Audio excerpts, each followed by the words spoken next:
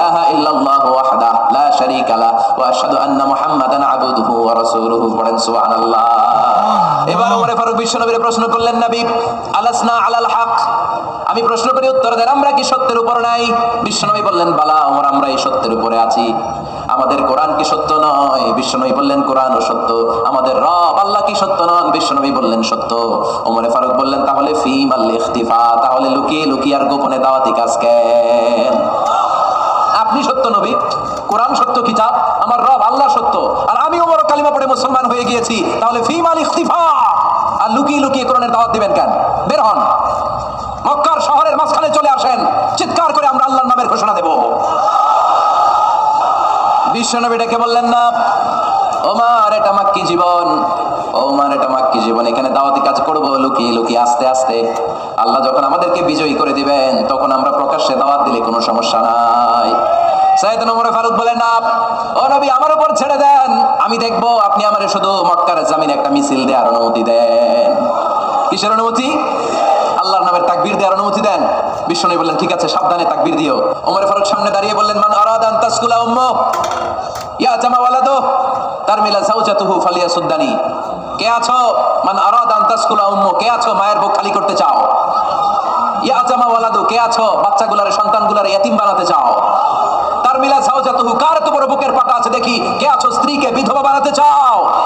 বুকের পাটা থাকলে আমি ওমরে থামাও, যদি সাহস থাকে আমি ওমরের মিছিল থামাও।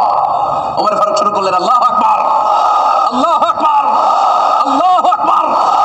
স্লোগান দিতে দিতে সাইয়েদনা ওমর ফারুক কাবার গিলাফ যে স্পর্শ করলেন, ওমর ফারুকের এই স্লোগান কেউ থামাতে পারে নাই। কিয়ামত পর্যন্ত এই আল্লাহর নামের স্লোগান কেউ থামাতে পারবে না। চিল্লায় বলো ঠিক কিনা?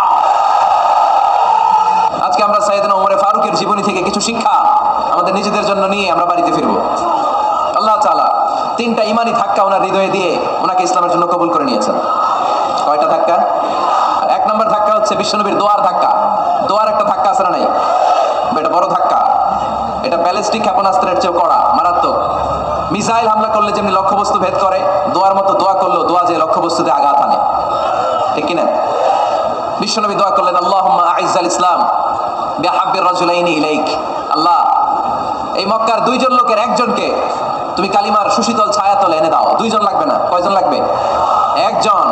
কারণ যুগ জামানা পাল্টে দিতে চাই না অনেকজন, এক মানুষই আনতে পারে জাতির জাগরণ। এক মানুষই বিপদকালে বাঁচায় কাফেলায়, ক্ষুদ্র ডিঙ্গি বাঁচায় জাহাজ অসীম দরিয়ায়। এজন্য জামানা পাল্টে দিতে লাগে কয়জন? এজন্য বিশ্বনবী আল্লাহর কাছে দোয়া করলেন, আল্লাহ মক্কার দুজনের একজন, দুজন চাই না, দুজনের যে কোনো একজনকে কালিমার সুশীতল ছায়াতলে এনে দাও। এক হলো ওমর ইবনুল খাত্তাব, হয়তো খাত্তাবের বেটা ওমরকে তুমি ইসলামের ভেতরে নিয়ে আসো, কিংবা আবি জাহাল ইবনে হিশাম, হিশামের বেটা আবু জাহেলকে তুমি মুসলমান বানায়া দাও। দুইজন চাইছেন নাকি একজন? হয় খাত্তাবের বেটা ওমর কিংবা হিশামের বেটা আবু জাহাল, দুজনের একজনকে আমার চাই। ওমরে ফারুকের জন্য দোয়াটা কবুল করে নিয়েছে কে? তাহাজ্জুদের নামাজ পড়ে বিশ্বনবী যখন দোয়া করলেন, এই দোয়া যে ওমরে ফারুকের হৃদয়ে একটা ধাক্কা মারল। সুবহানাল্লাহ পড়ে। বিশ্বনবী দোয়া করলেন, আল্লাহ হয় ওমরে ফারুককে আপনি এনে দেন, অথবা আবু জাহেলের মনটারে নরম করে দেন। ওমরে ফারুকের জন্য দোয়াটা কবুল করে নিল কে? এই দোয়ার একটা বরকত ওমরে ফারুকের হৃদয়ে ছুঁয়ে গেল। এক নম্বর ধাক্কা। ধাক্কা সব একবারে দেওয়া যায় না, ধাক্কা একবারে দেওয়া যায়। প্রথম ধাক্কাটা গেল তিনি দোয়ার ধাক্কা। বিশ্বনবী দোয়া করলেন, ওই দোয়ায় ওমরে ফারুকের হৃদয়ে ছুঁয়ে গেল। এরপরে রব্বুল আলামিন ওমরে ফারুককে ধাক্কা মারলেন কোরআনের একটা সূরা দিয়ে। সূরাটার নাম হলো সূরাতুল হাক্কা। কি সূরা? আল হাক্কাতু মাল হাক্কা ওয়া মা আদরাকা মাল হাক্কা। সূরা হাক্কা দিয়ে আল্লাহ একটা ধাক্কা মারলেন। ওই যে দোয়া করলেন বিশ্বনবী, দোয়ার পর সাইয়েদনা ওমর ফারুকের হৃদয়ের মধ্যে উথাল পাথাল শুরু হয়ে গেল। সব সময় লুকিয়ে লুকিয়ে বিশ্বনবীরে ফলো করে। বিশ্বনবী ডানে গেলে ওমরে ফারুক ডানে যায়, বিশ্বনবী বায়ে গেলে ওমরে ফারুক বায়ে যায়। বিশ্বনবী রাত্রিবেলা নামাজ পড়লে ওমরে ফারুক পেছনে লুকিয়ে লুকিয়ে বিশ্বনবীর কোরআন শুনে। বিশ্বনবী মসজিদুল হারামের পাশে দাঁড়িয়ে রাতের এশার সালাত আদায় করছিলেন। ওই টাইমে বিশ্বনবী সূরাতুল হাক্কা তেলাওয়াত করছিলেন। কোন সূরা? সূরাতুল হাক্কা বিশ্বনবী তেলাওয়াত করছেন। ওমরে ফারুক মন্ত্রমুগ্ধ হয়ে বিশ্বনবীর কণ্ঠের তেলাওয়াত শুনে। বিশ্বনবীর তেলাওয়াতের কণ্ঠ আমাদের কণ্ঠের মতো নাকি? বিশ্বনবীর কণ্ঠ কারি বাসাদের কণ্ঠের মতো? আহমদ বিন ইউসুফের কণ্ঠের মতো? আমার নবীর কণ্ঠের সুরের ঝংকারের সাথে পৃথিবীর কোন কারি সাহেবের তুলনা চলবে? কত মধুর, কত সুন্দর, কত অসাধারণ তেলাওয়াত করতেন আমার বিশ্বনবী। একবার তেলাওয়াত শুনলে পাগল না হয়ে কেউ থাকতে পারতো না। বিশ্বনবী ওমরে ফারুককে দেখেন নাই, ওমরে ফারুক লুকিয়ে লুকিয়ে বিশ্বনবীরে ফলো করে। বিশ্বনবী এশার সালাতে সূরা হাক্কা তেলাওয়াত করতে আরম্ভ করলেন। তেলাওয়াত করতে করতে করতে করতে বিশ্বনবী সামনের দিকে যেতে লাগলেন। বিশ্বনবীর চমৎকার কণ্ঠের তেলাওয়াত শুনে ওমরে ফারুক মুগ্ধ হতে লাগলো। ওমরে ফারুক অবাক, কিরে এত সুন্দর শব্দের গাঁথনি, এত সুন্দর বাক্য, এত সুন্দর অন্তমিল, এত সুন্দর কথা, এটা কবিতার মতো লাগে। মনে হয় মোহাম্মদ কবি হয়ে গেছে, কাব্য প্রতিভা দিয়ে নিজেই কবিতা বানাইছে। ওমরে ফারুক যখন মনে মনে ভাবলেন এগুলো মনে হয় মোহাম্মদ কবিতা পড়ে, মোহাম্মদ মনে হয় কবি হয়ে গিয়েছে। ইন দা মিন টাইম বিশ্বনবী তেলাওয়াত করছিলেন সূরা হাক্কা থেকে, ওয়ামা হুয়া বিকাউলি শাইরিন কলিলাম মা তুমিনুন। এই আয়াতের অর্থ হলো এটা কোনো কবির বানানো কবিতা নয়, তোমরা অল্প সংখ্যক লোকই এই কোরআনের উপরে ঈমান আনো। সুবহানাল্লাহ পড়ে। বিশ্বনবী ওমরে ফারুককে দেখছে নাকি? কথা কয় না, দেখেছে না? বিশ্বনবীর মতো তেলাওয়াত করে যাচ্ছে। ওমর ফারুক যখন মনে করলেন কিরে এই কথাগুলো এত সুন্দর তেলাওয়াত করছিলেন, কোইন্সিডেন্টলি দৈবাক মিলে গিয়েছে। ওই আয়াতের অর্থ ছিল এটা কোনো কবির বানানো কবিতা না, খুব অল্প সংখ্যকই তোমরা ঈমান আনো। এবার তো ওমর ফারুক আটকে উঠলেন, ঘটনা কি? আমি মনে মনে ভাবলাম মোহাম্মদ কবি, আর যেটা পড়তেছে এটা কবিতা, কিন্তু মোহাম্মদ আমার দেখেও নাই, কিন্তু বলতেছে এটা কবির বানানো কবিতা না। তাহলে মোহাম্মদ মনে হয় গণক হয়ে গেছে। কার মনে কি চলে না দেখেই বলতে পারে। নাউজুবিল্লাহ পড়বেন না? ওমর ফারুক এবার মনে মনে ভাবে মোহাম্মদ তাহলে কবি না, আগেরটা ভুল ধারণা আমি করেছি, মোহাম্মদ কবি নয়, মোহাম্মদ হলো গণক। আওয়াজ করে পড়েন না আউযুবিল্লাহ। মোহাম্মদ মানুষের মনে কি চলে গণনা করে সব টের পেয়ে যায়, সব বুঝতে পারে। বিশ্বনবী তখন যে আয়াতটা তেলাওয়াত করছিলেন সেটা হলো ওয়ালা বিকাউলি কাহিনিন কলিলাম মা তাযাক্কারুন। বিশ্বনবী তখন যে আয়াতটা তেলাওয়াত করছিলেন এই আয়াতের অর্থ হলো এটা কোনো গণকের বানানো কথা নয়, খুব অল্প সংখ্যক লোকই তোমরা উপদেশ গ্রহণ করো। বিশ্বনবী ওমর ফারুককে দেখে না, কিন্তু মিলে যাচ্ছে। ওই আয়াতের পরের আয়াতটা ছিল এটা গণকের বানানো কোনো গণনা নয়, খুব অল্প সংখ্যকই তোমরা ঈমান আনো। এবার তো ওমরে ফারুক বেহুশ। হায় হায়, প্রথমে ভাবলাম কবিতা, সে পরে যাচ্ছে না কবির বানানো কবিতা না। এরপর মনে মনে ভাবলাম মনে হয় গণক, সে বলে না এটা গণকের বানানো গণনা নয়। তাহলে এটা কি? এটা কি কি এটা কি পড়ে মুহাম্মদ, যার কণ্ঠের তেলাওয়াত শুনলে মানুষ পাগল হয়ে যায়। বিশ্বনবী তখন পড়তে আরম্ভ করলেন তানজিলুম মির রাব্বিল আলামিন। এর মানে হলো এটা কবিতা না, এটা গণকের বানানো গণনা না, মানুষের বানানো কিচ্ছু না, এটা গোটা বিশ্বের রব আল্লাহ পাকের বাণী। সুবহানাল্লাহ পড়ে। এই 2 নাম্বার ডোজ করলো। প্রথম ডোজ পড়ছে দোয়ার ডোজ। প্রথম ডোজ কিসের? দোয়া। 2 নাম্বার সূরা হাক্কা দিয়ে আল্লাহ দিলেন এক ধাক্কা। এই সূরা হাক্কার ওই ঘটনার পর ওমরে ফারুক তো পাগল পড়া, কি ঘটে গেল আমার সাথে ওই দিন। আমি মনে মনে যা ভাবি সব মোহাম্মদ বুঝে। আল্লাহ 2 নাম্বার ডোজ দিলেন সূরা হাক্কা দিয়ে এক ধাক্কা। সুবহানাল্লাহ পড়ে। এরপর ওমরে ফারুক প্রায় বিশ্বনবীর কথা ভাবেন, বিশ্বনবী কোথায় যান লুকিয়ে লুকিয়ে দেখেন। এবার রব্বুল আলামিন ভাবলেন এবার সূরা তাহা দিয়ে আমি 3 নাম্বার ডোজ দিয়ে দিব। পড়েন সুবহানাল্লাহ। এবার 3 নাম্বার ডোজ পাবেন, কিন্তু শয়তান ওয়াসওয়াসা দিচ্ছে, ওমরে ফারুক যাও, মক্কায় ঘোষণা হয়েছে মুহাম্মদের কল্লা এনে দিতে পারলে এত এত স্বর্ণ মুদ্রা। শয়তানের ওয়াসওয়াসায় আবার ভুল পথে হাঁটতে লাগলেন সাইয়েদনা ওমর। নাঙ্গা তরবারি নিয়ে বিশ্বনবীর মাথা কাটার জন্য বের হয়ে গেলেন। বনু জাহারা গোত্রের একটা লোক বলে ওমর তুমি কোথায় যাও? ওমরে ফারুক বলেন মুহাম্মাদের কল্লা কাটার জন্য যাচ্ছি। পড়েন নাউজুবিল্লাহ। আবু জাহারা গোত্রের লোক বলে তুমি মুহাম্মাদের কল্লা কাটতে যাও? আরে তোমার বোন ফাতিমা বিনতে খাত্তাব আর তোমার বোনের জামাই সাঈদ, এরা তো দুজন কালিমা পড়ে মুসলমান হয়ে গেছে। আরে মুহাম্মাদের কল্লা পরে কেটো, আগে ঘর সামলাও, যে ওমর আগে ঘর সামলাও, পরে তুমি মুহাম্মাদের কল্লা কাটতে যাও। ওমরে ফারুক রেগে গেলেন, রাস্তা ঘুরিয়ে বাড়ির দিকে চলতে আরম্ভ করলেন। রাগে তিনি গড়গড় করছেন। ওমরে ফারুকের বোন ফাতিমা বিনতে খাত্তাব, বোনের জামাই সাঈদ, তাদের দুইজনকে খাব্বাব রাদিয়াল্লাহু তাআলা আনহু সূরা তাহা ঘরের ভিতরে তেলাওয়াত করে শোনাচ্ছিল। পড়েন সুবহানাল্লাহ। সূরা তাহা দিয়ে আল্লাহ একটু পরে ধাক্কা মারবে আরেকটা। ওমরে ফারুক যখন আসলেন, ওমরে ফারুকের আওয়াজ শুনে খাব্বাব রাদিয়াল্লাহু তাআলা আনহু লুকিয়ে গেলেন। ওমরে ফারুক দরজার মধ্যে কড়া নাড়লেন। বোন বলে কে তুমি? সাইয়েদনা ওমর বললেন আমি ওমর। খুলে দেওয়া হলো। ঘরের ভেতরে ঢুকেই কথা নাই বার্তা নাই, নিজের আপন বোনকে মারতে শুরু করলো ওমর। বোন জামাইকে আঘাত করতে শুরু করলো। মারতে মারতে নিজের কলিজার টুকরা বোনকে, বোনের জামাইকে সাইয়েদনা ওমরে ফারুক পিটাতে পিটাতে রক্তাক্ত করে ফেললেন। গা দিয়ে ফিনকি বের হয়ে যখন রক্ত বের হয়, সাইয়েদনা ওমরে ফারুকের দিলের মধ্যে মায়া তৈরি হয়ে যায়। সাইয়েদনা ওমরে ফারুক বললেন আমার কলিজার টুকরা বোন আর বোন জামাই, তোরা কেন মুহাম্মাদের কথায় পাগল হলি? বুঝলাম না কেন মক্কার লোকগুলো পাগল পড়া হয়ে সব মুহাম্মাদের দলে চলে যায়। কি এমন কথা মুহাম্মদ তোদের শোনায়, কি এমন বাণী তোদের শোনায় যে বাণী শুনে সব তোরা মুহাম্মাদের দলে চলে গেলি? কি আছে মুহাম্মদের কাছে? কি কি জাদুটা? কি কি জাদু পেলি সেখানে? আমার একটু দেখা। বোন ফাতেমা বলে, না ভাই, ইন্নাকা রিজিস, তুমি নাপাক, লা ইয়ামাসসুহু ইল্লাল মুতাহহারুন, পাক পবিত্র না হয়ে আল্লাহর এই কালামে স্পর্শ করা যায় নাকি? আওয়াজ করে বলেন, স্পর্শ করা যায়? ভাই তুমি গোসল করে আসো, তাহলে তোমার হাতে তুলে দিব, তুমি পড়লেই বুঝতে পারবা কি আছে আল্লাহর এই কোরআনে। সুবহানাল্লাহ পড়েন। সাইয়েদনা ওমর ফারুক গোসল করে আসলেন।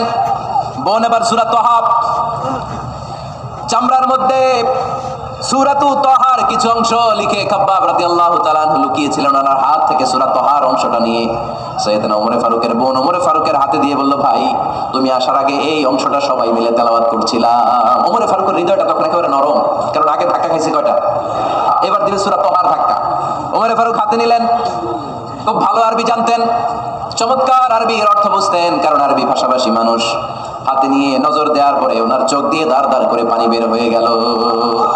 ওমর ফারুক আয়াতগুলোর দিকে তাকিয়ে পড়তে আরম্ভ করলেন, তাহা মা আনজালনা আলাইকাল কুরআনা লিতাশকা ইল্লা তাযকিরাতান লিমান ইয়াখশা তানজিলাম মিম্মান খালাকাল আরদা ওয়াস সামাওয়াতিল উলা। পড়েন সুবহানাল্লাহ। উনি পড়তে আরম্ভ করলেন, তাহা মা আনজালনা আলাইকাল কুরআনা লিতাশকা, এই কোরআনকে হতভাগা জাতি হিসেবে থাকার জন্য তোমাদের উপর নাজিল করি নাই। তানজিলাম মিম্মান খালাকাল আরদা ওয়াস সামাওয়াতিল উলা, এটা ওই রবের পক্ষ থেকে, ওই সত্তার পক্ষ থেকে নাজিল হয়েছে, যেই রব জমিন তৈরি করেছেন, যেই রব বিশাল সুবিশাল আকাশও তৈরি করেছেন। সুবহানাল্লাহ পড়েন। সূরা তাহার এই চমৎকার অসাধারণ শব্দ গাঁথুনি দিয়ে এই আয়াতগুলো যখন পড়তে আরম্ভ করলেন, ওমর ফারুক আর নিজের উপর ব্যালেন্স রাখতে পারলেন না, আর ধরে রাখতে পারলেন না। এবার ডাইরেক্ট অ্যাকশন। এবার কি? 3 নাম্বার ধাক্কা খেয়ে, সূরা তাহার ধাক্কা খেয়ে আর সামলাতে পারলেন না, পাগলের মতো হয়ে গেলেন। বলতে আরম্ভ করলেন, আইনা মুহাম্মদ, মুহাম্মদ কোথায়? সাইয়েদনা খাব্বাব বললেন, বিশ্বনবী সাফা পাহাড়ের পাদদেশে দারুল আরকাম ইবনে আবিল আরকামের ঘরে বসে বসে লুকিয়ে লুকিয়ে কোরআনের দাওয়াত দিচ্ছে। ওমর, তুমি যদি মুহাম্মদ সাল্লাল্লাহু আলাইহি ওয়াসাল্লামের দেখা পেতে চাও, তাড়াতাড়ি দারুল আরকামের ঘরের দিকে ছুটে যাও। ওমর ফারুক তলোয়ার নিয়ে ছুটলেন, পাগলের মতো ছুটলেন, আর ধৈর্য ধারণ করতে পারেন না। বিশ্বনবীর নূরানি চেহারাটা একবার দেখার জন্য পাগলের মতো ছুটতে আরম্ভ করলেন। ওমর ফারুককে দারুল আরকামের কাছে আসতে দেখে বিশ্বনবীর চাচা হামজা ইবনে আব্দুল মুত্তালিব এসে বলেন, নবী তাড়াতাড়ি দারুল আরকামের ঘর থেকে আপনি পালিয়ে অন্য কোথাও চলে যান, ওই যে ওমর ইবনে খাত্তাব নাঙ্গা তলোয়ার নিয়ে আপনার উপর আক্রমণ করার জন্য ছুটে আসছে গো নবী। বিশ্বনবী বললেন, ও আমার সাহাবারা, ও আমার চাচা হামজা, সবাই আপনারা সরে যান, ওমররে আসতে দেন, ওমররে বাধা দিয়েন না, কারণ কিছুদিন আগে তাহাজ্জুদের নামাজ পড়ে আমি আল্লাহর কাছে একটা বিশেষ দোয়া করেছি, আমার মন বলছে ওই দোয়াটা আল্লাহ কবুল করতে শুরু করেছে। ওমর ফারুক চলে আসলেন, এসে কোনো কথা নাই, চিৎকার দিয়ে বললেন, আশহাদু আল্লা ইলাহা ইল্লাল্লাহ ওয়া আশহাদু আন্না মুহাম্মাদান আবদুহু ওয়া রাসূলুহু, আমি সাক্ষ্য দিলাম আল্লাহ এক অদ্বিতীয়, আল্লাহ ছাড়া কোনো ইলাহা নাই, নিশ্চয় আপনি মুহাম্মদ আল্লাহর বান্দা এবং রাসূল। সুবহানাল্লাহ পড়েন। এই কালমা শাহাদাতের ভেতরে আল্লাহর কথা, আমার নবীর কথা ঢুকিয়ে দিয়েছে কে? ঝিনুকের ভেতর লুকিয়ে থাকে যেমন মতি, ঝিনুকের ভেতর লুকিয়ে থাকে যেমন মতি, কালমা শাহাদাতে আছে আল্লাহর জ্যোতি, কালমা শাহাদাতে আছে আল্লাহর জ্যোতি। পড়েন, ঝিনুকের ভেতর লুকিয়ে থাকে যেমন মতি, ঝিনুকের ভেতর লুকিয়ে থাকে যেমন মতি, কালমা শাহাদাতে আছে আল্লাহর জ্যোতি, কালমা শাহাদাতে আছে আল্লাহর জ্যোতি। পড়েন আল্লাহু আকবার। ওই শাহাদাতের জ্যোতি সাইয়েদনা ওমর ফারুকের হৃদয়টারে উজালা করে দিল। দুনিয়ার সব ভয়কে পেছনে ফেলে এক আল্লাহর ভয়কে অন্তরে ধারণ করে আওয়াজ করে বললেন, আশহাদু আল্লা ইলাহা ইল্লাল্লাহু ওয়াহদাহু লা শারীকা লাহু ওয়া আশহাদু আন্না মুহাম্মাদান আবদুহু ওয়া রাসূলুহু। পড়েন সুবহানাল্লাহ। 3টা ধাক্কা। প্রথম ধাক্কাটা দোয়া, দ্বিতীয় ধাক্কা হাক্কা, তৃতীয় ধাক্কা সূরা তাহা। 3টা ধাক্কার মাধ্যমে সাইয়েদনা ওমর ফারুককে মুসলমানদের লিডার বানায় দিল কে? ওমর ফারুক কালিমা পড়ে মুসলমান হয়ে গেছে। মুসলিম সাহাবাদের মধ্যে আনন্দের বন্যা বয়ে গেল।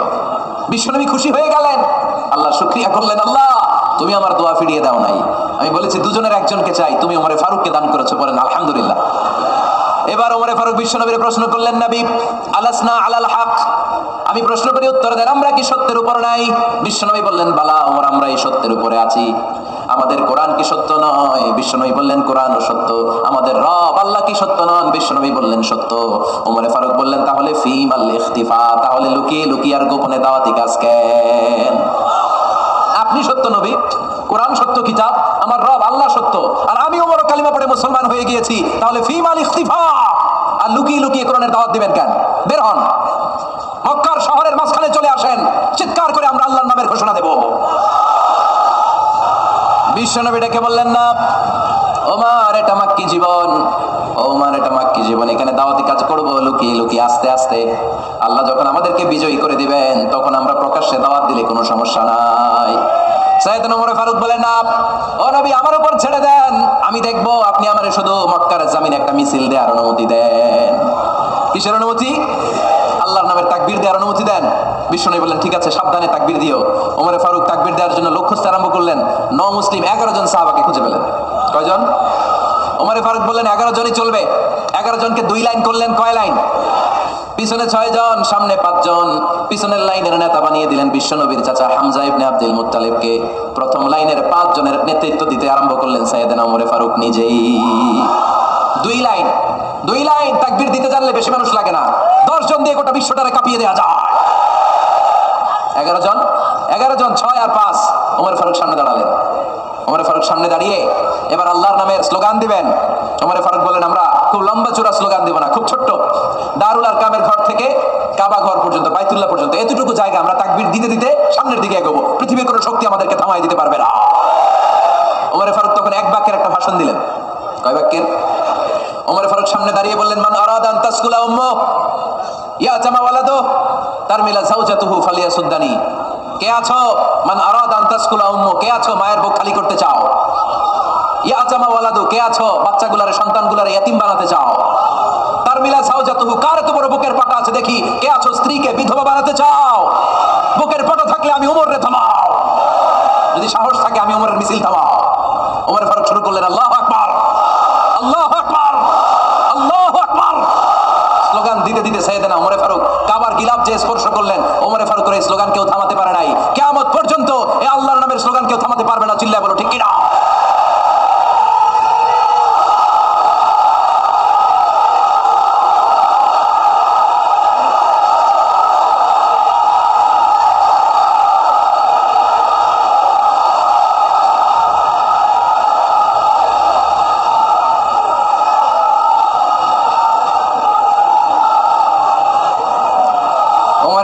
স্লোগান সেদিন মক্কায় কেউ থামাইতে পারছিল? আওয়াজ করে বলতে পারছিল? এখন আল্লাহর নামের স্লোগান কেউ থামাই দিতে পারবে? কিয়ামত পর্যন্ত আমার রবের স্লোগান কেউ থামাতে পারবে? পারবে না। ওমর ফারুক স্লোগান দিলেন। আবু জাহেল, উতবা, শাইবা, ওয়ালিদ ইবনে মুগীরা আল্লাহু আকবার ধ্বনি শুনে বাইরে আসছে। কিরে এত বড় স্লোগান, আমাদের কাছ থেকে পারমিশন নেয় নাই, অনুমতি নেয় নাই। অনুমতি নেওয়া ছাড়াই স্লোগান শুরু। বের হয়ে দেখে মিছিলের সামনে ওমর। ওমর ফারুককে দেখে আবু জাহেল দিছে 1 দৌড়, উতবা দিছে আরেক দৌড়, সাহেবা দিছে বহু দৌড়। সুবহানাল্লাহ পড়বেন না? এজন্য ওমর বেশি লাগে না, ওমর লাগে 1 জন। চিল্লায় বলতে হবে ওমর ফারুক লাগে কয়জন? 1 জন। ওমরই গোটা বিশ্বের চেহারা পাল্টে দিতে সক্ষম। চিল্লায় বলেন ঠিক কি না? গোটা বিশ্বে মুসলমানদের আছে করুণ অবস্থা। আমাদের কোনো সেন্ট্রাল লিডারশিপ নাই। আমাদের মুসলিম দেশগুলোরে এক করে রাখবে, ভাইয়ের মতো রাখবে, আমাদের স্বার্থ নিয়ে কথা বলবে, এরকম নেতা আমাদের নাই। ঠিক কি না? আমরা সেই ওমর ফারুকের অপেক্ষায়, আমরা সেই ইমাম আল মাহদির অপেক্ষায়, যার একটা হুঙ্কারের আহ্বানে গোটা বিশ্বের সব মুসলমান এক প্ল্যাটফর্মে চলে আসবে। ওইরকম নেতা 1 জন লাগবে। কয়জন? গোটা মুসলিম উম্মাহকে একত্রিত করার জন্য 1 জন ওমরই যথেষ্ট। ঠিক কি না? আবার বিশ্বনবী বলছেন লা নাবিয়্যা বা'দি ওয়ালা রাসূলা, আমার পরে কোনো নবী নাই, আমার পরে কোনো রাসূল নাই। তবে লাউ কানা বা'দি নাবিয়্যুন লাকানা উমর, আমি নবীর পরে যদি নবী হওয়ার যোগ্যতা কারো থাকে, আমার ওমরের মধ্যে সেই যোগ্যতা আল্লাহ দিয়েছে।